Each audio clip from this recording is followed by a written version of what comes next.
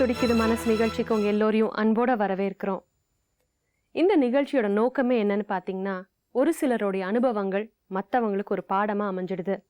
நம்மள மாதிரி சக மனிதர்களுக்கு என்னென்ன பிரச்சனைகள் ஏற்படும், அதை எப்படி அவங்க சமாளிக்கணும் அப்படின்றதெல்லாம் நம்ம நிகழ்ச்சியில தொடர்ந்து பார்த்துட்டு வரோம். அதுக்கு முதல்ல நிகழ்ச்சியில வந்து கலந்துக்கிறவங்களுக்கு எங்களுடைய நன்றிகளை தெரிவிச்சுக்கிறோம்.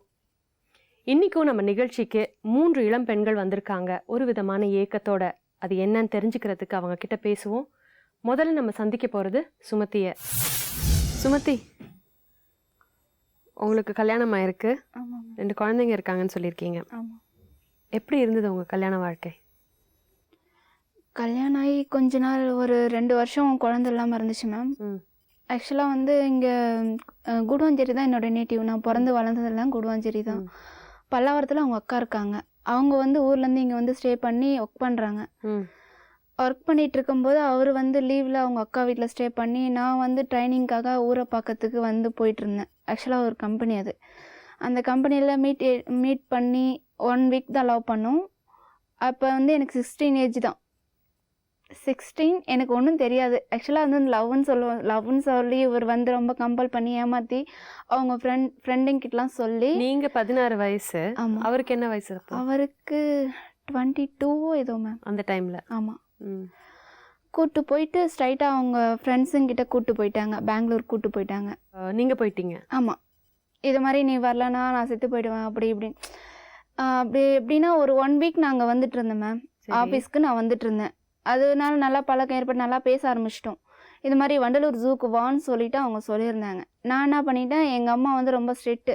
எப்படின்னா இதுதான் வீடுனா பக்கத்தில் தான் கடைக்கு கூட அனுப்ப மாட்டாங்க.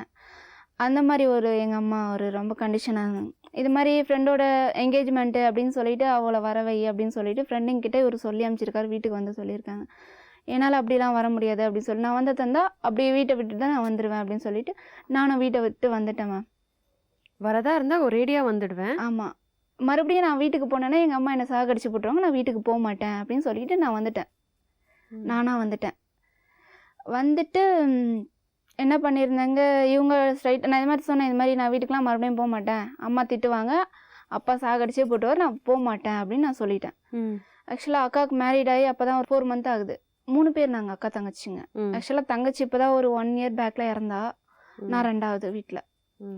அது நான் போக மாட்டேன், வீட்டுக்கு போக மாட்டேன்னு சொல்லிட்டு நான் என்ன பண்ணிட்டேன், நான் வந்துட்டேன். இவங்க கூப்பிட்டு போயிட்டு பெங்களூர் ஸ்ட்ரைட்டாக போயிட்டோம். இங்கேருந்து பெங்களூர் போய் அங்கே ஒரு கோவிலில் வச்சு அவங்க ஃப்ரெண்டுங்களோட இதுவாக வச்சு கல்யாணம் பண்ணிட்டாங்க. ஆக்சுவலாக ஆம்பூர் பெங்களூர் பக்கம் தான் 4 hours தான் ட்ராவல். ஆம்பூருக்கும் பெங்களூருக்கும். ஆம்பூர் எங்கள் மாமியார் வீடு நேட்டிவ். அங்கேருந்து வந்துட்டாங்க. மார்னிங் ஃபோன் பண்ணியிருக்காங்க, ஈவினிங்கே வந்து அவங்க அம்மா நிற்கிறாங்க. என்னைய இவர் தனியாக கூப்பிட்டு போயிட்டு இது மாதிரி வந்து கல்யாணம் ஆகி 4 நாள் ஆகிடுச்சின்னு சொல்லு. மார்னிங் தான் கல்யாணம் ஆச்சு, ஈவினிங்கே அவங்க அம்மா வந்துட்டாங்க. கல்யாணம் ஆகி 4 நாள் ஆகுதுன்னு சொல்லுமா, இல்லைனா உன்னை கூப்பிட்டு போயிடுவாங்க, உங்கள் அம்மா வீட்டுக்கு கூப்பிட்டு போயிடுவாங்க அப்படின்னு. சரி ஓகே நான் அப்படியே சொல்கிறேன்னு சொல்லிட்டு அப்படி சொன்னேன். நான் உங்கள் ஹஸ்பண்ட் அப்படி சொல்ல சொன்னாங்க. சரின்னு சொல்லிட்டு கூப்பிட்டு போயிட்டாங்க மேம். கூப்பிட்டு போயிட்டு அதுக்கப்புறமா எங்கள் மாமியார் வீட்டில் சொன்னாங்க, இந்த மாதிரி எங்கள் அம்மா அப்பாலாம் உங்கள் பொண்ணை நாங்கள் கண்டுபிடிச்சிட்டோம், நீங்கள் வீட்டுக்கு வாங்க, எங்கள் வீட்டில் தான் இருக்காங்க அப்படின்னு சொல்லிட்டு எல்லாரையும் கூப்பிட்டு எங்கள் அப்பா அம்மா எல்லாரையும் எங்கள் ரிலேட்டிவ்லாம் கூப்பிட்டு ஊர் பெரியவங்களாம் வச்சு முன்னில் நான் அப்படி பேசுவாங்க அங்கெல்லாம். அதனால் எல்லாரையும் கூப்பிட்டு இது மாதிரி பேசிகிட்டு இருந்தாங்க. பேசிகிட்டு இருந்ததில் சரி இவன் கட்டின தாலிலாம் இது பண்ணிக்க முடியாது, என் பொண்ணை கேளுங்க, அவளாக வந்தாலே இல்லை அவனா கூப்பிட்டானு சொல்லி எங்கள் அம்மா கேட்க சொன்னாங்க. எங்கள் மாமியார் சொல்லி வச்சுருந்தாங்க நைட்டே, இது மாதிரி நீயாக தான் வந்தேன்னு சொன்னீங்கன்னா தான் நான் என் பையனை உன் கூட வாழ விடுவேன், இல்லைனா நான் இது பண்ணிவிடுவேன் அப்படின்னு சொல்லிட்டு சொன்னாங்க. நானும் அப்படியே சொன்னேன், நானாக தான் வந்தேன் அப்படின்னு நான் சொன்னேன். எங்கள் அம்மாவுக்கு அதுலேயே கோவம் வந்துடுச்சு. கோவம் வந்துட்டு ஒரு 4 days கழித்து மறுபடியும் இவங்க என்ன பண்ணாங்க, அங்கே வேலூர்லேயே ஒரு ரத்னகிரி கோவில் ஒன்று இருக்குது. அந்த கோவிலில் மறுபடியும் கூப்பிட்டு போய் தாலி கட்டி இது பண்ணாங்க. மறுபடியும் செகண்ட் பண்ணாங்க கல்யாணம். ஆனால் இந்த டைம் உங்கள் பேரண்ட்ஸ் எல்லாம் சேர்ந்து பண்ணுறாங்க. ஆமாம், செகண்ட் டைம் அவங்கெல்லாம் பெரியவங்களாம் வர வச்சு இவர் கட்டின தாலி உண்டியில் வாங்கி போட்டுட்டு இவங்களாம் இது பண்ணி கட்டினாங்க. அம்மா அப்போவே கோவிலே சொல்லிட்டு போனாங்க, இதுக்கு மேல் இப்போ நான் செத்தாலே என் முகத்துலேயே முழிக்காதன்னு சொல்லிட்டு போயிட்டாங்க அண்ணியோட. அதுக்கப்புறமா அப்படி நல்லா தான் போயிட்டு இருந்தோம். நாங்கள் கல்யாணம் ஆன 2ஆம் நாளே கூப்பிட்டு போய் ஒரு கம்பெனியில் சேர்த்து விட்டாங்க. யார்? எங்கள் மாமியார். என்ன கம்பெனி? ஷூ ஃபேக்ட்ரி தான் அங்கெல்லாம் நிறைய அதிகமாக. நீங்கள் நீ வேலைக்கு போனால் தான் எல்லாம் முடியும், ஏன்னா உன்னால் நான் அதிகமாக கடன் வாங்கிட்டேன், போலீஸ் ஸ்டேஷன். எங்கள் அம்மா வந்து என் பொண்ணுக்கு காஃபியே போட தெரியாது, என் பொண்ணை ஏமாற்றி கூட்டு போயிட்டான்னு சொல்லிட்டு கம்ப்ளைண்ட் கொடுத்துட்டாங்க. அதனால் எங்கள் மாமியாருக்கு கோவம் வந்து எல்லா டேஷன்லையும் 50,000 20,000 அப்படி இப்படி கட்டிட்டு வந்தாங்களாமா. அதெல்லாம் சொல்லியிருக்காங்க, என்னால் நம்ப முடியல அப்படின்னு சொன்னாங்க. சரி. அப்புறம் எங்கள் நாத்தனார் மாதிரி அதனால அந்த கடன் எல்லாம் நீங்க அடைக்கணும்னு நாங்கள் உங்களை வேலைக்கு போக அடைக்கணுன்றதுக்காக சொல்றாங்க. என்னை வேலைக்கு போக சொன்னாங்க. கல்யாணம் 2ஆம் நாளே கூட்டுமே வேலையில் சேர்த்துட்டாங்க. நானும் போனேன். எனக்கு வந்து பிடிக்கல, ஒரு மாதிரியாகவே இருந்துச்சு. ஒரு மாதிரியா என்ன சொல்கிறதுன்னா, எனக்கு அந்த ஏஜில் எனக்கு என்ன பண்ணுறதுமே குழப்பமா இருந்தது. புரியல. ம். மேரிடு அப்பா அம்மா எல்லாரையும் யோசிக்க தோணுச்சு எனக்கு. ம். சரின்னு சொல்லிட்டு நானும் போயிட்டு இருந்தேன். ஒரு 6 மந்த் போயிட்டு இருந்தேன். அந்த ஜாப் என்ன கண்டினியூ பண்ண முடியல. ம். அப்புறம் நான் சொன்னேன், இது மாதிரி நான் அவரோட ஆஃபீஸ்லேயே ஒர்க் பண்ணுறேன் அப்படின்னு நான் சொன்னேன். சரின்னு சொல்லிட்டு என்ன சொன்னாங்க, ஓகே அப்படின்னு சண்டை போட்டாங்க. இது மாதிரி நாங்கள் 2 பேரும் ஒன்றாவே இருக்க விட மாட்டாங்க. ஒரு செகண்ட் கூட என்னை சும்மா அப்படியே ஃப்ரீடமாக நிற்க விட மாட்டாங்க. அந்த வேலை செய், இந்த வேலை செய் அப்படி சொல்லிடுவாங்க. ஆக்சுவலாக 7:30 அங்கே பஸ் வரும். அங்கேருந்து ஒரு 3-4 ஸ்டாப்பிங்ஸ் வரும் ஆஃபீஸ்க்கு போகிறதுக்கு. போன உடனே இது மாதிரி இங்கேருந்து 7:30க்கு மார்னிங் பஸ் பிடிச்சேன்னா ஈவினிங் வரத்துக்கு 9 மணி 10 மணி ஆயிடும். ம். அது வரைக்கும் வீட்டில் கிரைண்டர்லாம் இருக்கும் மேம். என்ன பண்ணுவாங்க, அரிசி ஊற வச்சு அந்த இதுவில் ஆட்ட சொல்லுவாங்க, ம். எல்லாம் பண்ண சொல்லுவாங்க. ஆக்சுவலாக நான் வேலையெல்லாம் முடிச்சு படுக்குது 11:30 அப்படி ஆகிடும். ஜஸ்ட் ஒரு 1 மினிட் கூட ஃப்ரீடமாக இருக்க விட மாட்டாங்க. நாங்கள் லவ் பண்ணி பண்ணது ஃபஸ்ட்டு தப்பு, அது பிடிக்கல. அடுத்தது ஸ்டேஷனுக்கு போயிட்டு வந்தது, அது எல்லாமே எல்லா கோவத்தையும் சேர்த்து என் மேலே காமிக்க ஆரம்பித்தாங்க. அதுக்கப்புறமா ஒரு 2 வருஷம் அப்படியே போயிட்டே இருந்துச்சு. எனக்கும் பஸ் அந்த ரூட்ல டைம்ல எல்லாம் உங்க ஹஸ்பண்ட் எப்படி இருந்தாரு உங்ககிட்ட? ஒரு நல்லா தான் மேம் இருந்தாங்க. சப்போர்ட்டிவா இருந்தாரா? சப்போர்ட்டிவாக எனக்கு சப்போர்ட் பண்ணி தான் பேசுவாங்க எப்போவுமே. ம். ஆமாம், எங்கள் மாமியார் சொல்லுவாங்க, அவன் மூஞ்ச பாரு இப்படி அப்படி ஒரு மாதிரி குத்தி குத்தி காட்டுற மாதிரி பேசுவாங்க. அப்புறம் சொன்னாங்க இது மாதிரி, ஆமாம் நீ பார்த்து கல்யாணம் பண்ணியிருந்தா உலக அழிக்க கல்யாணம் பண்ணி வச்சிருப்ப அப்படி. எங்கள் வீட்டுக்காரர் எனக்கு சப்போர்ட்டிவாக தான் பேசினாங்க. அப்புறமா என்ன பண்ணிட்டோம், ஒரு 2 வருஷம் அங்கே தான் மேம் இருந்தோம் நாங்கள். 2 வருஷம் நல்லா தான் இருந்தோம். இது மாதிரி எங்கள் மாமனார் நல்லா தங்கமானவங்க. ஒரே ஒரு சின்ன ஒரு குறை கூட சொல்ல முடியாது. ம்ஹும். ஏன்னா வந்து அவரோட புள்ள மேலே கூட அவ்வளோ இதுவாக அட்ராக்ஷனாக இருக்க மாட்டாங்க. என் மேலே ரொம்ப பாசமாக இருந்தாங்க. எப்படின்னா சாப்பிட்டியாம்மா, வந்தியாம்மா, பொண்ணுமே எல்லாம் கேட்பாங்க. அப்படி ஒரு நல்ல குணம். இப்போ தான் ஜஸ்ட் ஒரு 2 மந்த் பேக்கில் இறந்துட்டாங்க. ம்ஹும். அது கூட எனக்கு சொல்லி அனுப்பலாம் அவங்க. 2 வருஷம் நல்லா இருந்தீங்க. நல்லா இருந்தோம். அதுக்கப்புறம் பிரச்சனைன்னு எப்ப வந்தது? அதான் மேம், நாங்கள் 2 வருஷம் கழிச்சு அம்மா இறந்துட்டாங்கன்னு சொல்லிட்டு கால் பண்ணாங்க மேம். கால் பண்ணதுலேருந்து யாரோட அம்மா? எங்கள் அம்மா இறந்து போயிட்டாங்கன்னு சொல்லிட்டு 2 வருஷம் நல்லா தான் இருந்தோம் கல்யாணம் பண்ணிக்கிட்டு. சரி. அம்மா இறந்துட்டாங்க கால் பண்ணாங்க, அப்பா கால் பண்ணாங்க. அதுலேருந்து தான் எனக்கு மைண்ட் ஒரு மாதிரி சேஞ்ச் ஆகி சொல்லாமல் கொள்ளாமல் வீட்டிலேருந்து நான் ஆஃபீஸ் போகிறேன்னு சொல்லாமல் கொள்ளாமல் இங்கே வீட்டுக்கு வந்துடுவேன். ம். அப்பா கிட்ட வந்துடுவேன். அப்படிலாம் அக்கா வீட்டுக்கு போயிடுவேன். ஒரு மாதிரி மைண்டு சேஞ்ச் ஆகி நான் என்ன அம்மா எனக்கு இருந்தாங்கன்னு தோணுச்சு. ஆனால் தூரத்தில் இருக்காங்க, என்றைக்கு வேணாலும் போய் பார்க்கலான்ற ஒரு ஃபீலிங்கில் நான் அப்படியே இருந்துட்டேன். இப்போ என்னையே விட்டுட்டு என் மேலே ஆக்சுவலாக எங்கள் அம்மாவுக்கு என் மேலே தான் அதிக பாசமே மேம்.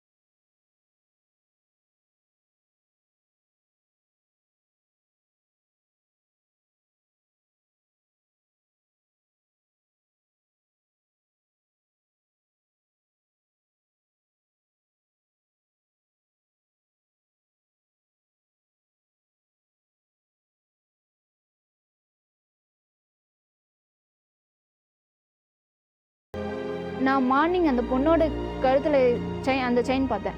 இவரு மறுநாள் வீட்டுக்கு வரும்போது அவ கழுத்தில் இருந்த செயின் இவர் கழுத்துக்கு வந்திருக்கு.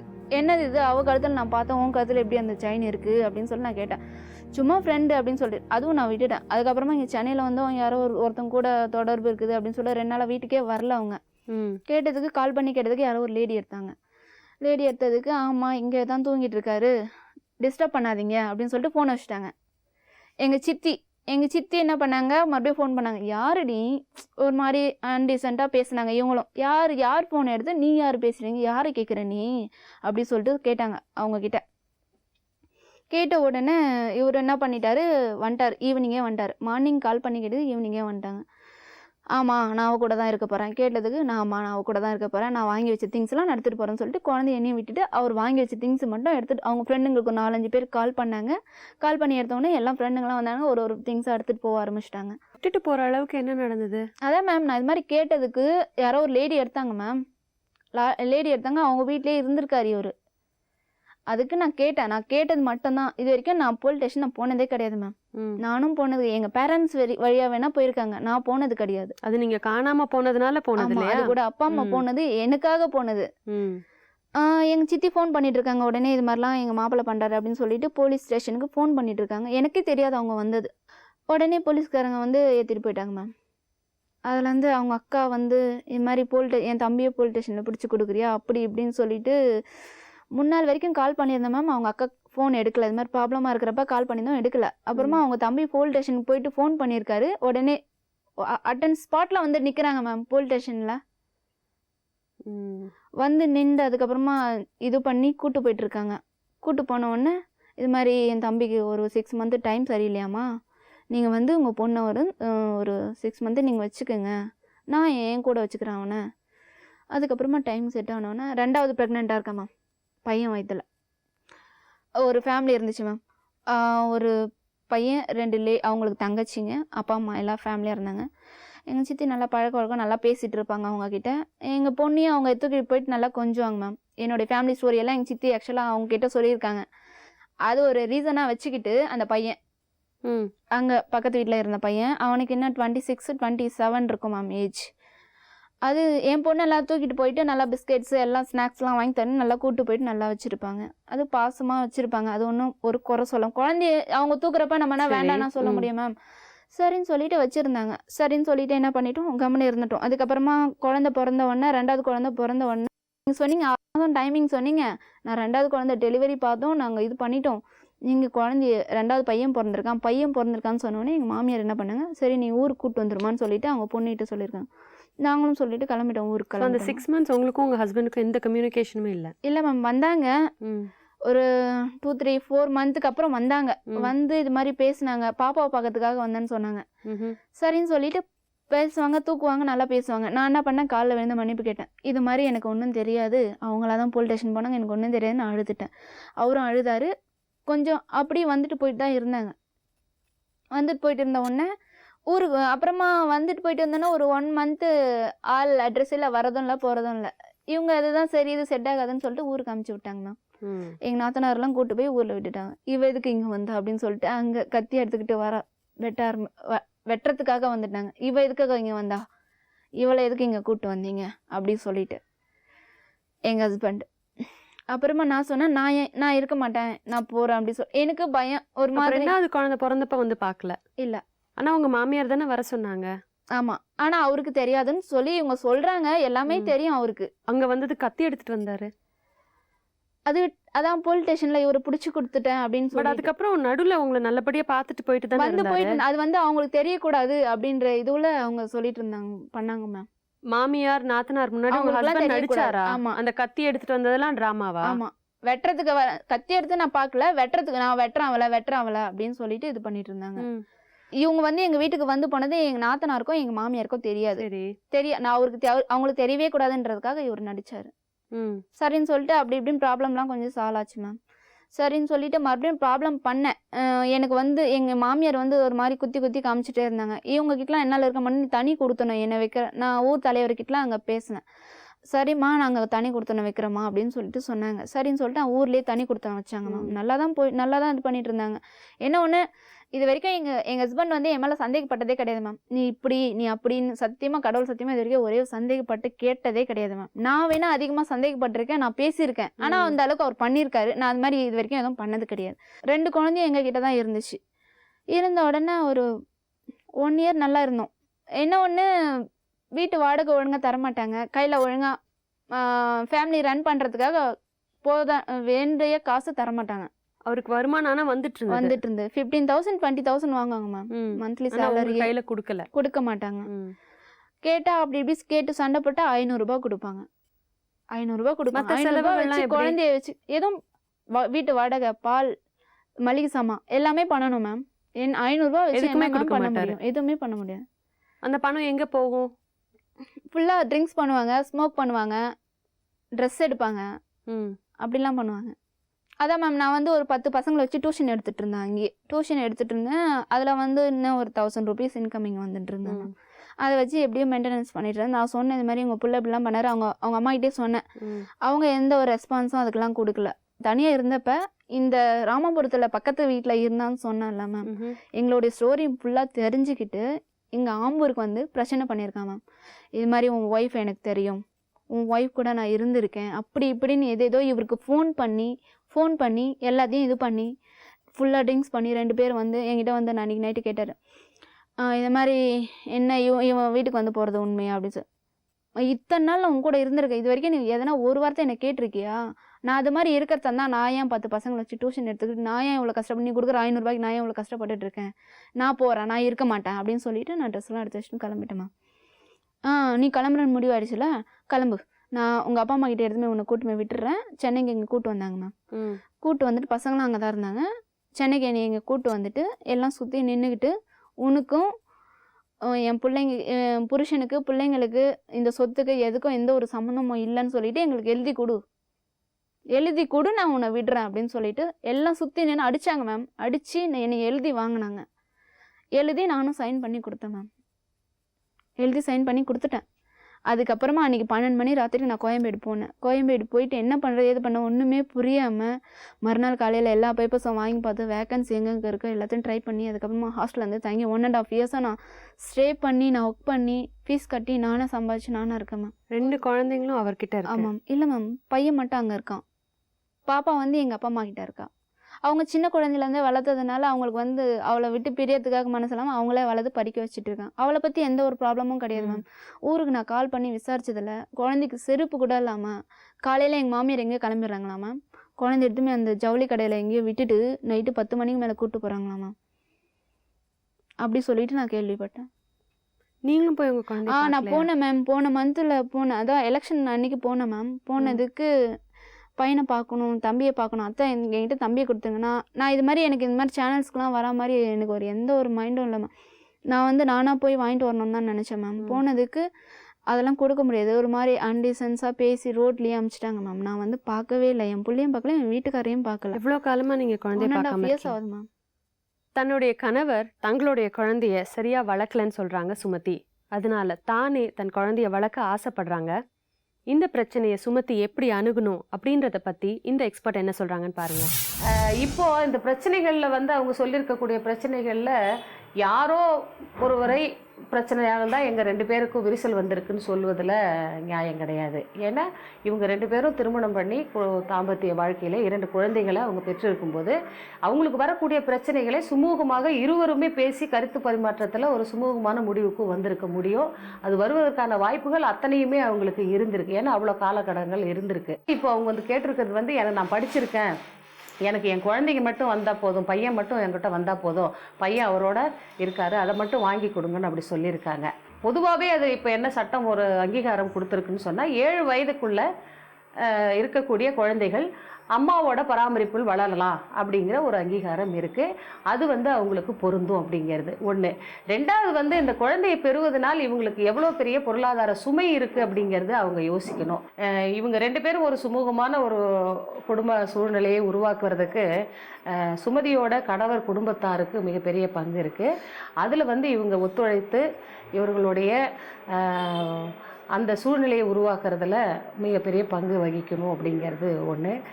இதில் இன்னும் கூடுதலாக சுமதியோட கணவருக்கு இருக்குது அப்படிங்கிறத நாங்கள் சொல்ல விரும்புகிறோம். என்னென்னா, அந்த குடும்பத்தோட தலைவர் அந்த குழந்தைகளை அப்பாவும் அம்மாவும் இணைந்து வளர்க்கும்போது தான் அந்த குழந்தை வந்து ஒரு ஆரோக்கியமான குழந்தைகளாக இந்த சமூகத்தில் வளர்க்க முடியுங்கிறதுல ஒரு நம்பிக்கையை நம்ம வச்சுருக்கோம். கணவன், மனைவி, குழந்தைகள் இவர்கள் சேர்ந்து வாழ்வதற்கு கணவனும் ஒத்துழைக்க வேண்டும், அவர் குடும்பத்தாரும் ஒத்துழைக்க வேண்டும். அடுத்ததான் நம்ம சந்திக்க போகிறது கல்யாண சுந்தரிய. அடுத்ததா நம்ம கிட்ட பேச வந்திருக்கிறது கல்யாண சுந்தரி. எப்போ கல்யாணம் ஆச்சு உங்களுக்கு? 1999 மேரேஜ் ஆச்சு மேம். சரி. 2000 குழந்தை பிறந்தது. கல்யாணம் பண்ணதுக்கப்புறம் சந்தோஷமா இருந்தீங்களா? இல்லை, 2 இயர்ஸ் நாங்கள் அமெரிக்காவில் இருந்தோம். பேபி அங்கே தான் குழந்தை பிறந்தா. பேர் நிஷாந்தி. என்னோட மாமியார் மாமனார் வந்து டெலிவரிக்கு வந்திருந்தாங்க ஹெல்ப்புக்கு. சரி, அங்கேயே ஒரு டிஸ்பியூட் ஆயிடுச்சு. என்ன ஆச்சுன்னா, நார்மலாக எல்லா வீட்டிலும் நடக்கிற மாதிரி பிடிக்காம போயிடுச்சு. மருமக என்ன பிடிக்கல அவங்களுக்கு, மாமியாருக்கு. அவங்க பார்த்து கல்யாணம் பண்ணி வச்சது தானே? அவங்க பார்த்து வச்சது. சரி. அது சரி, நேரம் சரியில்லைன்ற மாதிரி வந்தது. பேபி பிறந்த பிறகு தான் ரொம்ப சிவியரானது. உங்களுக்கும் உங்க மாமியாருக்கும் உள்ள ரிலேஷன்ஷிப், நீங்களும் உங்க ஹஸ்பண்டும் ஹாப்பியாக தான் இருந்தீங்க? ஹாப்பியாக தான் இருந்திருக்கோம்.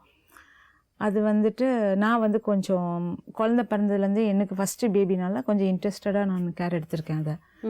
அது வந்து அவங்க சொல்லுவாங்க, நான் எனக்கு தெரியும் குழந்தைய பற்றி, உனக்கு ஒன்றும் தெரியாது, நீ தொடக்கூடாது அப்படி சொல்லி. உங்க குழந்தை நீங்க தொடக்கூடாதுன்னு சொல்லுவாங்க. அப்படி சொல்லி அவங்க வந்து குளிக்க வைக்கிறது எல்லாமே அவங்க தான் செய்யணும், நான் செய்ய மாட்டேன், சும்மா பொம்மை மாதிரி பார்த்துட்டே இருக்கணும் நான். அப்போ நான் கொஞ்சம் ஃபீல் பண்ணி டென்ஷன் பண்ணிட்டு சொல்லிடுவேன், நீ நானும் குழந்தை பெற்றிருக்கேன், என் குழந்தைன்னு சொல்லிட்டேன். இது மாதிரி சில வார்த்தைகள் கொஞ்சம் பெருசாக போய் அவங்களுக்கு மனஸ்தாபம் வந்துடுச்சு. அதுக்கு என்ன பண்ணாங்க, நான் உன்னை வாழ விட மாட்டேன், இவன் கூட, என் பையன் கூட, நான் உன்னை அப்படி சொல்லிட்டு அப்போவே ஆரம்பித்தாங்க ரிவெஞ்ச். நான் சொன்னேன், இது என்னோட குழந்தை, நான் பார்த்துவேன், நான் ஃபஸ்ட்டு பேபி பார்த்துருக்கேன், 2 இருந்தால் நம்ம ஆளுக்கு ஒன்று ஷேர் பண்ணிக்கலாம், மாமியார் ஆச்சு நானாச்சு, அந்த மாதிரி ப்ராப்ளம். சரி, எங்கள் பேரண்ட்ஸ் வந்து ஸ்மூத்தாக போயிடு, வேண்டாம் எந்த பிரச்சனையும் வேண்டாம் உனக்குன்னு சொல்லுவாங்க, எல்லோரும் நார்மலாக சொல்லாமல் சொல்லிட்டாங்க. நான் பேபி வந்து இங்கே எடுத்துகிட்டு வர ஐடியாவே கிடையாது, அப்ராட்லேயே இருந்துருவோம். 3 இயர்ஸ்க்கு அப்புறம் அதுக்கு ரெசிஸ்டன்ட் பவர் வரட்டும், இந்தியாவுக்கு கொண்டு வரலாம். இவரும் ஓகே பண்ணிட்டாங்க எங்கள் வீட்லேயும். அவர் உங்கள் ரிலேஷன்ஷிப் ஸ்ட்ரெயின் ஆனது உங்கள் ஹஸ்பண்டுக்கு தெரியும்? உங்களுக்கு நல்லாவே தெரியும். அவங்க சொல்லுவாங்க, பொறுமையாக போ அப்படி சொல்லி, பொறுமையாக போயிடு, நீ அமைதியாருன்னு சொல்லிட்டு. எனக்கு அது தாங்காது. என்னன்னா, நான் வந்து ஸ்ட்ரெயிட் ஃபார்வர்டாக இருக்கிற ஆள். ஸோ அது வந்து நம்ம என்ன தப்பு, நம்ம குழந்தைய கேட்கணும், நம்ம அந்த குளிக்க வைக்கிறது, ட்ரெஸ் பண்ணுறது விதத்தில் எதுவுமே செய்யக்கூடாது. நேராக கிச்சனில் போய் சாப்பிடணும், போய் படுத்துக்கணும், சாப்பிடணும், படுத்துக்கணும், இதுதான் என் டியூட்டி. அந்த மாதிரி இருப்பேன். என்னமே அது ஒரு மாதிரி ஆனால் அது கண்டுக்க மாட்டாங்க. என் ஹஸ்பண்ட் வந்து கண்டுக்கல. ஏன்னா பொறுமைக்கு அந்த அமைதியார், அம்மாவுக்கு மரியாதை. இந்தியா கூட்டிகிட்டு போயே ஆகணும் அப்படின்னு சொல்லி அவங்க, நான் போகக்கூடாது அப்படின்னு சொன்னேன். அது எப்படியோ ஃபைனல் வந்து அவங்க சக்ஸஸ் பண்ணிட்டாங்க, இந்தியாவுக்கு வந்தாச்சு. யார் யாரெல்லாம்? நான், மாமியார், மாமனார், குழந்தை. உங்கள் ஹஸ்பண்ட் அங்கே இருக்கார், லீவ் இல்லைன்னு சொல்லி அங்கே இருக்காங்க. வந்துட்டு நேராக அங்கே கும்பகோணம் அவங்க நேட்டிவ் பிளேஸு. ஸோ அங்கே போய் குலதெய்வம்லாம் கும்பிட்டுட்டு அகெயின் வந்து எங்கள் வீடு கொட்டிவாக்கம், அவங்க வீட்டுக்கு அங்கே கல்யாணி நகரில் இருக்குது. ஸோ அங்கே வந்து குழந்தையெல்லாம் வச்சுட்டு நாங்கள் செட்டில் ஆயாச்சு. மோரோவர் ஒன் டைம் அவளுக்கு வந்து 2 இயர்ஸ் ஆயிடுச்சு. இந்த கொட்டிவாக்கத்துலேருந்து நைட்டாக தூக்கிட்டு போயிட்டாங்க. நான் தூங்கிட்டு இருக்கேன் பெட்ரூமில். இதுதான் ஃபஸ்ட்டு இன்ஸ்டன்ட். பேபியை வந்து தூக்கிட்டு காரில் எடுத்துகிட்டு போயிட்டாங்க. நான் வந்துட்டு பார்க்கல. நான் முழிச்சு பார்க்கும்போது பேபி இல்லைன்னு சொல்லிட்டு நான் வந்து குய்ய முறையாக அழுது, அந்த சமயம் ரொம்ப ஃபீலிங்ஸு. சரி, நான் என்ன பண்ணிட்டேன், பக்கத்து போலீஸ் ஸ்டேஷன் நீலாங்கரை இருக்குது, நம்ம என்ன பண்ணணுமோ அதை வேறு வழி இல்லை. நான் அந்த சமயம் கொஞ்சம் மைண்டோட நான் போய் கும்பகோணத்துக்கு கால் பண்ணுறேன், எங்கள் மாமியார் வீட்டுக்கு. சரி, அங்கே தானே போயிருக்கணும். ஸோ அங்கே கால் பண்ணோன்னா அவங்க அட்டன் பண்ணிவிட்டு என் வாய்ஸை கேட்டோன்னு கட் பண்ணிட்டாங்க. இது நடந்தது ஃபேக்ட்டு. சரி, நான் என்ன பண்ணேன், நேராக அங்கேருந்து நீலாங்கரைக்கு போயிட்டு கம்ப்ளைண்ட் கொடுத்துட்டேன். இந்த மாதிரி பேபி காணுன்னு கொடுத்தேன். ஏன்னா ஆக்சுவலி நான் யார் எடுத்துகிட்டு போனான்னு தெரியாது. ஸோ நான் ப்ராப்பராக போவோம், மாமியார் எனக்கு தெரியும், பட் நான் எழுதி கொடுத்தேன் இந்த மாதிரி என்னோடய குழந்தைய காணணுன்னே. என் ஹஸ்பண்ட் அங்கேருந்து வந்துச்சு ஒரு 2 டேஸில் வந்துச்சு. நான் அந்த வீட்டில் தான் இருக்கிறேன், தனி வீட்டில். நான் வாட்ச்மேன் இருப்பாங்க, நான் மட்டும் இருக்கிறேன். மாமியார் எடுத்துகிட்டு போயிட்டாங்க, மாமனார் போயிட்டாங்க. எங்கள் அப்பா அம்மாவுக்கு கால் பண்ணேன், அவங்களுக்கு கிளம்பி எல்லோரும் வந்தாச்சு. ஒன்ஸ் வந்து கான்ஃபரன்ஸ் போட்டு பேசிட்டாங்க. என்ன ப்ராப்ளம்னா, தனி வீடு வச்சிடலாம், மாமியாருக்கும் மருமகளுக்கும் ஒத்து வரல, ஸோ தனியாக ஒரு இடத்துல செப்பரேட்டில் வச்சிடலான்னு பேசி முடிவு பண்ணிட்டாங்க. மருமகளை தனியா வைக்கணும். எஸ் என்ன, ஏன்னா அந்த வீட்டில் நான் மிங்கிள் ஆக முடியலன்னு என்ன சொன்னாங்க, நானும் வந்து அக்செப்ட் பண்ணிக்கிட்டேன். எஸ். அதுக்கப்புறம் அந்த பேபி அங்கே போனோன்னே நான் கம்ப்ளைண்ட் கொடுத்தோன்னே அது பெரிய இஷ்யூ ஆயிடுச்சு. எப்படி இவள் ஃபேமிலியில் உள்ளவ போலீஸ் ஸ்டேஷன் போகலாம், இது நான் வேறு வழி இல்லை சுச்சுவேஷன். ஏன்னா பக்கத்து வீட்டில் போய் சொல்லி பார்த்தேன், யாரும் எடுக்கிற மாதிரி தெரியல. அது என் ஹஸ்பண்டுக்கு வந்து ரொம்ப கோவம், பொறுமை இல்லை உன்கிட்ட, நீ எப்படி ஸ்டேஷன் போகலாம், நீ கொஞ்சம் 2 நாள் நான் வந்துடுறேன்னு சொல்லியிருக்கேன்ல, சொன்னார். நான் வரேன் வெயிட் பண்ணினார். அவர் வர லீவு இல்லை, அவருக்கு லீவ் கிடைக்கல, எனக்கு தெரியும். லேட் ஆகும், நம்ம அதுக்குள்ளே அவர் என்ன நடந்திருக்கு தெரியணுன்றது என்னோட. ஏன்னா ஃபோனு கும்பகோணத்து ஃபோன் அடித்தா இங்கே தான் இருக்கிறான்னு சொல்லியிருந்திருக்கலாம் அவங்க அது சொல்லவே இல்லை. ஸோ அந்த ரீசனால் நானும் வந்து கொஞ்சம் நான் வந்து ரொம்ப ஹாஷாக இருந்தேன். அந்த நேரம் இந்த அளவு சாஃப்டாக அங்கே இல்லை. அப்போது அந்த ஸ்பாட்டில் பேபி பிரியும் போது என்னால் தாங்க முடியல. புரியுது. அகெயின் கூட்டிகிட்டு வந்துட்டாங்க, பேசி திருப்பி காம்ப்ரமைஸ் பண்ணிவிட்டு அதே வீட்டில் நாங்கள் இருக்கிறோம் திருப்பி. அப்போ கூட இவர் என்ன பண்ண, லீவு பாவம் அவருக்கும், அவரோட டென்ஷன் எனக்கு புரியும். சரி அவருக்கு அட்ஜஸ்ட் பண்ணி நான் நடந்துட்டேன், நீங்கள் போயிட்டு வாங்க, நாங்கள் ஸ்மூத்தாக கொண்டு போயிடுறோம் 2 பேரும்னு சொல்லிட்டோம். அப்புறம் அவர் போயிட்டாரு, நாங்கள் இங்கே ரன் பண்ணிகிட்டே இருக்கிறோம். கொஞ்ச நாள் தான், அது ஒரு 6 months கூட இல்லை, பேபிக்கு உடம்பு முடியாமாச்சு திருப்பி. ஏன்னா அந்த பொல்யூஷன் வந்து இந்தியா இது ஒத்துக்கவே இல்லை அந்த பிள்ளைக்கு. சரின்னு சொல்லிட்டு அவர் திருப்பியும் வராரு. ஒரு 6 மாதம் தான் அந்த பிள்ளைக்கு உடம்புல. திருப்பியும் வந்து தீபாவளி அப்போ அந்த சமயமே வந்து திரும்பி 2வது வாட்டி தூக்கிட்டு போயிட்டாங்க. தூக்கிட்டு போனாங்கன்னா என் கண் முன்னாடி தூக்கிட்டு போகிறாங்க. என் ஹஸ்பண்ட் வந்து என்னை கண்ட்ரோல் பண்ணுறாரு. அப்போ அவர் இருக்கார், என்னை பிடிச்சிட்டு நீ இன்னொரு பேபி பெற்றுக்கலாம், இது அமெரிக்காவில் இன்னும் லண்டனில் நான் கூட்டி போய் அப்படின்னு ஒரு தாஜா பண்ணி அந்த பேபி எடுத்துகிட்டு போக வச்சுட்டாங்க. அப்போ நான் யாருமே எனக்கு துணைக்கு இல்லை. எடுத்துட்டு போறதுன்னா அவங்க கொஞ்ச நாள் அவங்க வீட்டில் எடுத்துகிட்டு போகிறோம் அப்படி இல்லை, அந்த பொண்ணு அழகாக தூக்கிட்டு போகிறாங்க. அதாவது அந்த பொண்ணு என் கூடயும் இருந்தா, அதுதான் ஃபேக்ட். என் கூடயே தான் இருப்பேன், 2 பேரும் ஒன்றா தானே இருக்கிறோம், மாமியாரும் மருமகளும். அவள் அந்த பொண்ணை அப்படியே கம்பல் பண்ணி வான்னு சொல்லி கூட்டிகிட்டு போயிடறாங்க. நான் வேணாம் இங்கேருந்து அழறேன். அவர் என்னை மாடி கூட்டிகிட்டு போயிட்டார், தாஜா பண்ணி நீ அழாத, நான் வந்துட்டு நம்ம அது எங்கே போகுது இங்கே வரணும்னு சொல்லி எனக்கு ஃபீவரே வந்துச்சு அந்த சமயத்தில். அந்த பீரியட் வந்து மதர் ஃபீட் வேறு பண்ணுற பீரியட் நான். அதனால ரொம்ப நான் அவசரப்பட்டேன். ஆமாம், அந்த பேபிக்கு வந்து 1.5-2 years வரையும் நான் இருந்தது.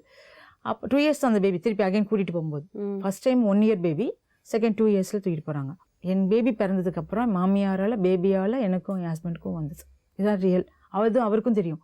சரி, இப்போ பிரச்சனை எவ்வளோ தூரத்துக்கு இருக்கு? இப்போ பிரச்சனை என்னென்னா, நான் வந்து போலீஸ் ஸ்டேஷன் போயிட்டேன்னீங்களா, திருப்பரங்குன்றம் போயிட்டு திரும்பி அகைன் பண்ணிட்டேன். இந்த பேபி தூக்கிட்டு போயிட்டாங்க, நான் இவர் கூட சண்டை போட்டுட்டேன். யார் கூட? என் ஹஸ்பண்ட் கூட சண்டை போட்டு அழுதேன், கூச்சல் போட்டேன். அந்த ஸ்ட்ரீட்டு கொட்டிவாக்கம் ஸ்ட்ரீட்டே எங்களுக்கு தெரியும் அந்த ப்ராப்ளம்னு. எல்லாம் வெளியே வந்து பப்ளிசிட்டி பண்ணிட்டேன். என்னால் முடியல. நீங்கள் பொறுமை சொல்லுவீங்க, நான் வந்து என்னால் அந்த ஸ்பாட்டில் நான் இல்லை. வெளியே எல்லாம் சரௌண்டிங் ஏரியா ஃபுல்லாக என் பேபி தூக்கிட்டு போகிறாங்க, எனக்கு பேபி வேணும், எனக்கு அந்த பணம் காசு வேண்டாம், எனக்கு அந்த பேபி தான், அப்படியே பேசிகிட்டு இருக்கேன். மனஸ்தாபம் பெருசாகிடுச்சு, எனக்கு பேபி தான் வேணும், நீ வேண்டாம், எனக்கு அந்த பேபி கொடுக்க சொல்லுங்கள், இல்லை நான் வரமாட்டேன், உள்ளே கூப்பிட்டாரு நான் வரமாட்டேன்னு சொல்லிட்டேன். 6 மாதத்துக்கு இடையில ஒரு நோட்டீஸ் வந்துச்சு, டிவோர்ஸ் நோட்டீஸ் வந்தது எனக்கு. அந்த மாதிரி டிவோர்ஸு அவங்க பாயிண்ட் ஆஃப் வியூவில் பேசியிருக்காங்க. நான் பதில் நோட்டீஸ் இந்த மாதிரி எனக்கு டிவோர்ஸ் வேண்டாம், நான் வாழணும், எதுவாக இருந்தாலும் நான் மன்னிச்சிடுங்கன்னு சொல்லிட்டு அவர் ஃபோன் அடிச்சு பண்ணிட்டேன். நான் வந்து என் பேபியோட பாசத்தில் நான் கோவப்பட்டேன், அத்தை மேலே பேசியிருக்கேன். ஸோ நான் எனக்கு நீங்கள் வேணுன்ற மாதிரி நான் அவர்கிட்ட அதெல்லாம் முடிஞ்சு போச்சு, நீ இப்போ பேசக்கூடாது, எல்லாம் ஒன்ஸ் முடிஞ்சதுன்னு சொல்லிட்டாங்க. அதுதான் நடந்தது. பேபி எங்கே போனான்னு தெரியல. பார்த்தீங்கன்னா 6 months எனக்கு வந்து தேடுதல் வந்துருச்சு. நான் பாப்பா பார்க்கணும்னு சொல்லி சொன்னோன்னே ஹேபியஸ் கார்பஸ் கொடுக்கணும் ஃபஸ்ட்டுன்னு சொன்னாங்க. அதை அலோவ் பண்ணி அதை வாங்கினேன். டியூஸ்டேவும் சாட்டர்டேவும் வந்து 2 hours எனக்கு டைம் கொடுத்துருக்காங்க. என் பேபி பார்க்கறது நான் போவேன். அவங்க வீட்டுக்கு தான் போகணும். அவங்க வீட்டுக்கு போனேன்னா அவங்க வெராண்டில் உட்கார வைப்பாங்க, என் பேபி பார்க்குறதுக்கு. விசிட்டர்ஸில் மாதிரி நான் உட்காந்துருப்பேன். அந்த குழந்தைய விடுவாங்க, அதுவும் குழந்தைய 1/2 hour தான் விடுவாங்க. 2 to 4 டைமு நான் போய் உட்காந்துடுவேன். 2னா நான் 1:30க்கே போயிடுவேன், ஏன்னா நான் பிஃபோராக போய் உட்காந்துடுவேன். அவங்க வந்து குழந்தைய காட்டுறச்சே 3:30க்கு தான் அந்த குழந்தை வந்திருக்கு.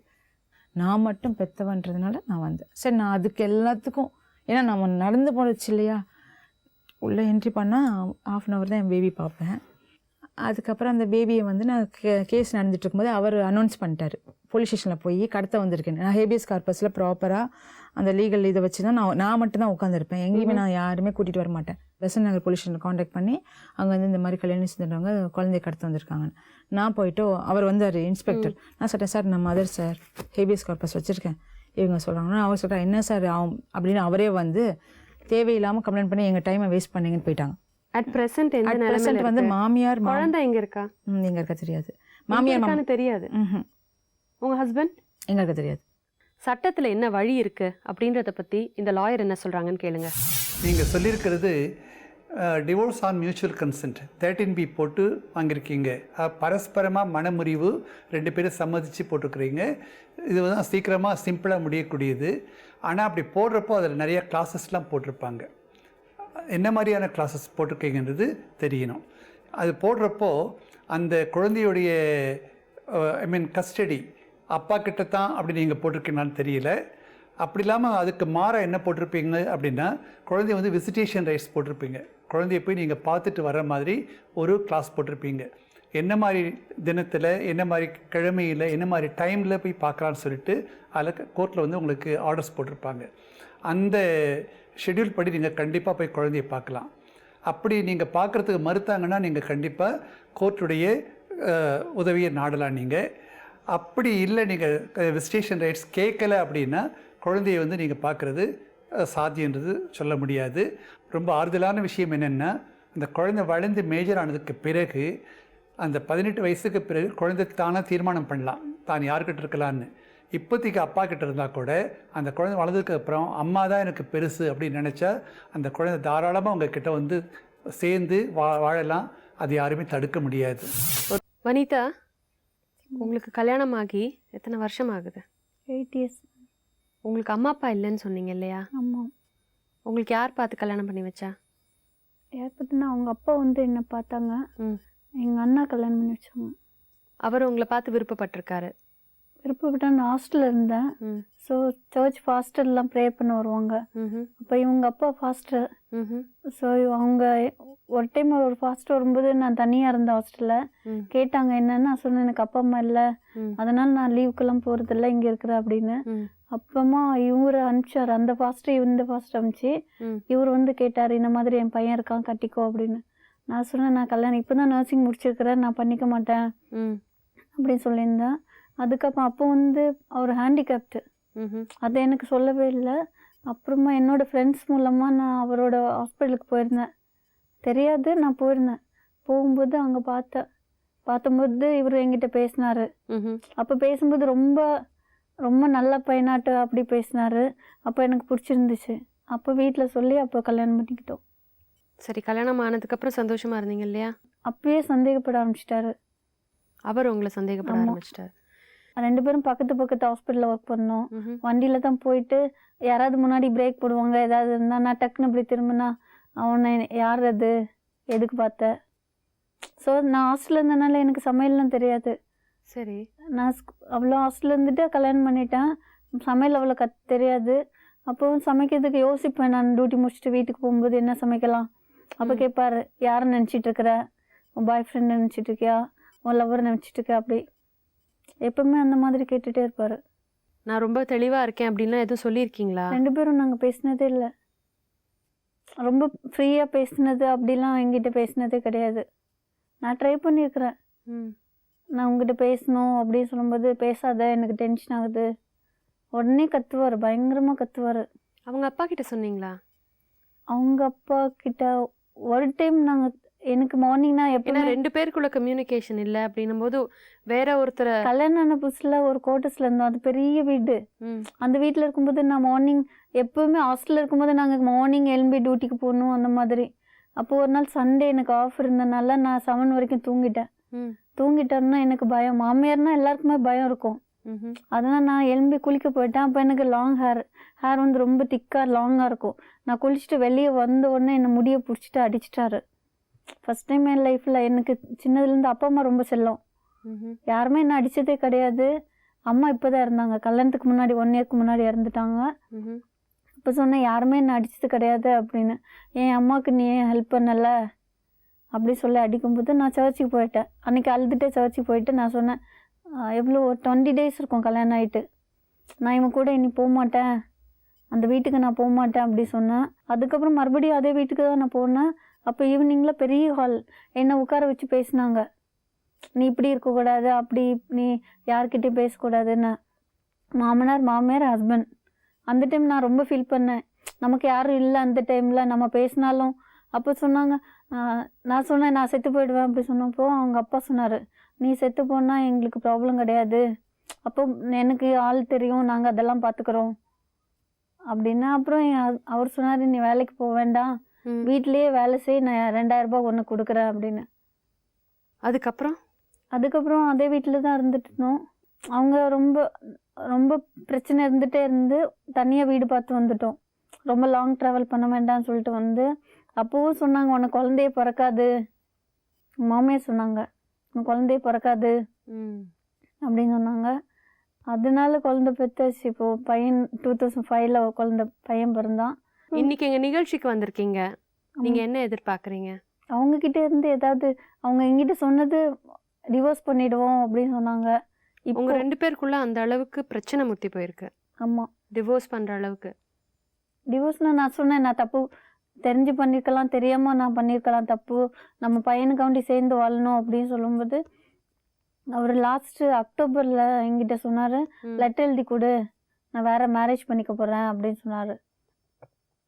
நீ பொண்ணே கிடையாது, நீ என்ன இது சமைச்சு கொடுக்குறதில்ல அப்படி இப்படின்னு சொல்லிட்டு. அப்போ நான் சொன்னேன், வீட்டில் உட்காந்து நான் சமைச்சு தரேன், நான் வேலைக்கு போகல அப்படின்னா. இல்லை, நீ இவ்வளோ 1000 சம்பாதிச்சிட்டு வரணும், சேலரி வாங்கி தரணும், வீட்டிலலாம் இருக்கக்கூடாது. நான் எவ்வளோ சொன்னேன், ஹவுஸ் ஓனர் பேசினாங்க, முடியாது அப்படி சொல்லிட்டாரு. எல்லாமே முடிஞ்சிடுச்சு அப்படின்னு நான் சொன்னேன். நீங்கள் எதிர்பார்க்குற மாதிரி நான் இருக்கிறேன், நம்ம பையனுக்காண்டி சேர்ந்துருக்கலாம் அப்படின்னா. இல்லை, எவ்ரிதிங் இஸ் ஃபினிஷ்டு. நீங்கள் என்ன நினைக்கிறீங்க இப்போ? எனக்கு பையனையும் இப்போ பார்க்க முடியல. 2 பேரும் பிரிஞ்சு வாழ்ந்துட்டுருக்கீங்க? ஆமாம். எத்தனை காலமா? 8 months. 8 months. வனிதா தன்னுடைய திருமண வாழ்க்கையை கை நழுவ விடாமல் இருக்கிறதுக்கு உளவியல் நிபுணர் என்ன கருத்து சொல்கிறாங்கன்னு பாருங்கள். வனிதா, இப்போ நீங்கள் பேசினதை நான் கேட்டேன். ஆனால் நீங்கள் ரியாலிட்டியை புரிஞ்சுக்கணும். நீங்கள் 2 பேரும் லவ் பண்ணி கல்யாணம் பண்ணிக்கும் பொழுதும் 2 பேருமே வேலைக்கு போய் சம்பாதிக்கணும் அப்படிங்கிற ஒரு அக்ரிமெண்ட்டில் தான் 2 பேரும் என்டர் ஆயிருக்கீங்க. ஸோ அடுத்தது பார்த்தீங்கன்னா, நீங்கள் கூட்டு குடும்பத்தில் இருக்கிறதுனால உங்கள் டாட்டர் இன்லா அப்படிங்கிற ஒரு ரோல் இருக்குது. ஸோ இந்த மாதிரி பலவித ரோல்ஸ் உங்களுக்கு இருக்குது. இந்த ரோல்ஸ் எல்லாத்துக்கும் அடுத்தது வனிதாங்கிற ஒரு தனிப்பட்ட முறையில் நீங்கள் எதிர்பார்க்குற ஒரு சில விஷயங்களும் டெஃபினட்டாக இருக்குது. அது இல்லைன்னு சொல்ல முடியாது. இன்னமும் நீங்கள் உங்களை ஒரு குழந்தை மாதிரி பாவிக்கிறதுக்கு யாரும் இல்லையே அப்படின்னு நினச்சி நீங்கள் ஏங்கிக்கிட்டே இருந்தீங்கன்னா, உங்களுக்கு ஃபஸ்ட்டு மனசில் ஒரு சக்தி இருக்காது. சரிங்களா? உங்களுக்கு எல்லாத்தையும் எதிர்கொண்டு கோப்பிங் ஸ்கில்ஸ் உங்களுக்கு வளரவே வளராது. இப்போ உங்களுக்கு வேண்டியது அந்த கோப்பிங் ஸ்கில்ஸ் தான். ரியாலிட்டியை புரிஞ்சுக்கணும். நீங்கள் எதிர்பார்த்த கனவுகள் டோட்டலி வேறு மாதிரி இருக்குது. நீங்கள் சினிமா, மீடியா, கதை புக்கு, சுற்றி இருக்கிறவங்க ஸ்டோரிஸ், ஆஃபீஸில் பார்க்குறவங்களோட கதைகள், அதெல்லாம் கேட்டு நீங்கள் ஒரு விதமான கற்பனைகள் வளர்த்து இருக்கலாம். அது எதுவும் தவறுன்னு சொல்ல முடியாது. நம்ம கற்பனை பண்ணுறது எல்லாம் நம்மளுக்கு கிடச்சிதுன்னா அது ஜாக்பாட் மாதிரி. உங்களுக்கு எப்படி ஒரு கனவுகள் இருக்கோ அதே மாதிரி உங்கள் புருஷனுக்கு டோட்டலி வேறு விதமான கனவுகள் இருக்கலான்னு நான் நினைக்கிறேன். அவர் ரொம்ப ஹைலி மெச்சூர்ட் லேடியை எதிர்பார்த்துருக்கலாம். நீங்கள் உங்களை ரொம்ப பேம்பர் பண்ணி உங்களை கவனிச்சுக்கக்கூடிய ஒரு ஃபேமிலியை நீங்கள் எதிர்பார்த்துருக்கலாம்.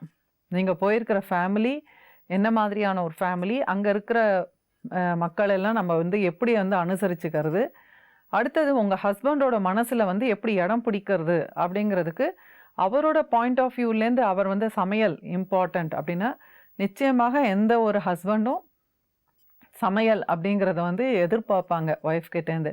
என்ன தான் லேடிஸ் பணம்லாம் சம்பாரிச்சிட்டு வந்தால் கூட அந்த ஒய்ஃப் அண்ட் மதர் அப்படிங்கிற ரோல்ஸில் சில விஷயங்கள் மெயினான விஷயம் நம்ம திருப்திப்படுத்த முடியலன்னா கூட அதிருப்திப்படுத்தாமல் அந்த அதிருப்தியை குறைக்கிற அளவுக்கு நம்ம கற்றுக்கணும். இப்போ நம்மளுக்கு இல்லைன்னா பரவாயில்ல. நிறைய கேர்ள்ஸ் இப்போ எதுவுமே தெரிஞ்சுக்காம தான் கல்யாணம் பண்ணிக்கிறாங்க. பட் கல்யாணம் பண்ணிடுறதுக்கப்புறம் அந்த ரியாலிட்டியை புரிஞ்சுக்கிட்டு நீங்கள் கொஞ்சம் கொஞ்சமாக பார்த்து தெரிஞ்சுக்கிட்டு அதுக்கேற்ற மாதிரி உங்களை அடாப்ட் பண்ணிக்கிட்டு அந்த மாதிரி நீங்கள் நடந்துக்கும் பொழுது உங்கள் மேலே ஒரு நம்பிக்கை வரும். சரி, என் மனைவி என்னை பார்த்துக்குவா அப்படிங்கிற ஒரு க்ளோஸ்னஸ் வரும். அப்போது ஆட்டோமேட்டிக்காக அவருக்கு உங்கள் மேலே ஒரு நாட்டம் வரும். ஏன்னா அவருக்கு உங்கள் 2 பேருக்குள்ளே பேசிக்காக அன்பு இருக்குங்கிறது தான் என்னோட அபிப்பிராயம். அதனால் இப்போ நீங்கள் இந்த மீடியாவுக்கு வந்ததும் உங்களோட அன்பை அவர் புரிஞ்சுக்குவார். ஏன்னா நீங்கள் அவரோட சேர்ந்து வாழணுங்கிறது தான் வெளிப்படுத்திருக்கீங்க.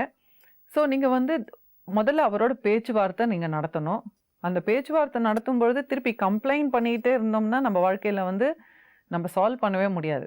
ஒருத்தரோட பர்சனாலிட்டி, உங்களோட பர்சனாலிட்டியை நீங்கள் புரிஞ்சுக்கணும், மற்றவங்களோடையும் புரிஞ்சுக்கிட்டு அங்கே எப்படி வந்து சச்சரவுகளை வந்து கம்மி பண்ணி கொண்டு போகிறது அப்படிங்கிறத மட்டும் நீங்கள் கொஞ்சம் கொஞ்சமாக புரிஞ்சுக்கிட்டிங்கன்னா போக போக உங்களுக்கு வாழ்க்கையில் வந்து எல்லாத்தையுமே சரி பண்ணிக்கலாம் அப்படிங்கிறது தான் என்னோட அபிப்பிராயம். ஸோ இப்போ நீங்கள் 2 பேருமே நிச்சயமாக ஒரு குடும்ப நல ஆலோசகர்கிட்ட போய் உங்களோட பிரச்சனைகளை பேசினீங்கன்னா 80% உங்களோட ப்ராப்ளம் சால்வ் ஆகி நீங்கள் நல்ல ஒரு ஃபேமிலியாக நீங்கள் வாழறதுக்கான வழி இருக்குங்கிறது தான் என்னோட அபிப்பிராயம். இன்னைக்கு இங்கே வந்து பேசின 3 பெண்களுடைய கதைகள்லையுமே ஒரு ஒற்றுமை என்னன்னு பார்த்தீங்கன்னா 3 பேருமே ஒரு தாய்ப்பாசத்தோட தங்களுடைய குழந்தைங்கள பார்க்கணுன்னு ஆசைப்படுறாங்க. அது மட்டும் இல்லை, தங்களுடைய குழந்தைங்கள தாங்களே வளர்க்கணுன்னு துடிக்கிறாங்க. அதே சமயத்தில் தங்களுடைய சொந்த காலில் நின்று தங்களுடைய வாழ்க்கையை நடத்திக்கிட்டு இருக்காங்க இந்த 3 பெண்களும். இதே மனோதைரியத்தோட தங்களுடைய திருமண வாழ்க்கையில் ஏற்பட்டிருக்கிற பிரச்சனைகளும் இவங்க சீர் செஞ்சுப்பாங்கன்ற நம்பிக்கையோட இன்றைய நிகழ்ச்சியை நாங்கள் நிறைவு செய்கிறோம். மேலும் வேறு சில வாழ்க்கை கதைகளுடன் உங்களை மீண்டும் சந்திக்கிறேன். நன்றி, வணக்கம்.